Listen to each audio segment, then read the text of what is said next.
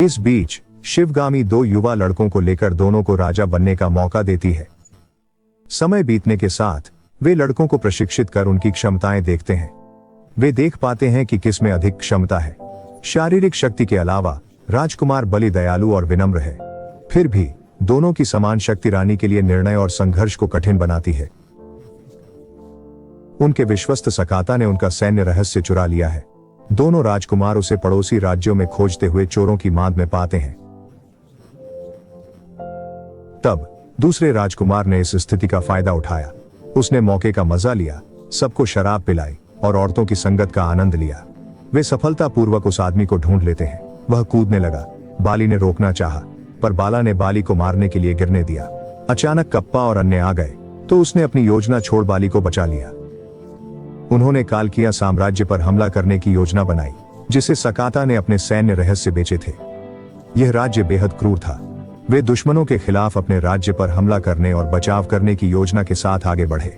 उन्होंने यह भी तय किया कि अगला राजा वही होगा जो दुश्मन के प्रमुख को मार सकेगा।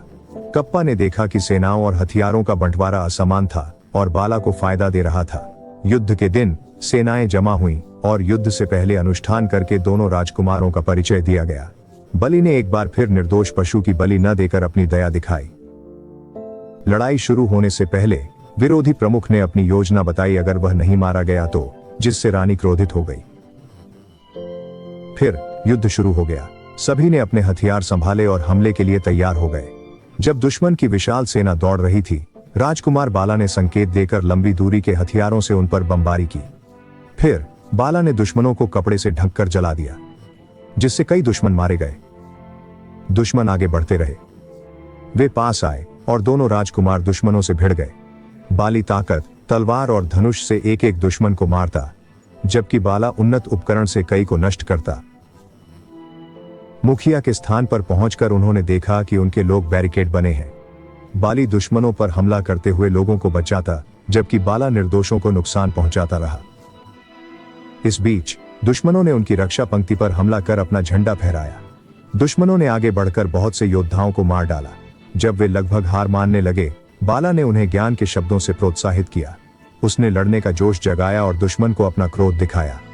वे दुश्मन पर हमला करते रहे और अंत में प्रमुख तक पहुंचे। बाला रथ से गिरा। जब प्रमुख ने वार किया तो बाली पलटकर हमला किया। उसने मुखिया से लड़ाई की और लोगों को उस पर फेंक दिया। वे लड़ते रहे। प्रमुख को लगभग मारा और घसीटा, जिससे उसके लोग पीछे हटे। जब वह प्रमुख को मारने वाला था, बाला ने उसे मारकर श्रेय चुराया। तुरंत रानी ने बाला को सेनापति घोषित किया, जबकि बाली राजा था, जो सबको चौंका गया। पता चला कि रानी का निर्णय निष्पक्ष था। उसने सोच समझकर बाली को एक धर्मी व्यक्ति माना। फिर फ्लैशबैक समाप्त हुआ। कहानी सुनकर सांग और उनके लोग चकित थे और बाली को देखना चाहते थे, लेकिन कप्पा ने बताया कि बाली को पीठ में छुरा घोंपा गया था। अंत में पता चला कि शिव महान बाहु बल्ली का खोया हुआ पुत्र है। कप्पा की वफादारी गद्दारों के प्रति भी थी, जिससे वह राजा बलि को मारकर उनका सेवक बन गया।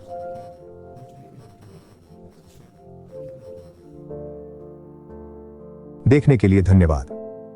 ऐसे और वीडियो के लिए चैनल को सब्सक्राइब करें। आपका दिन शुभ हो।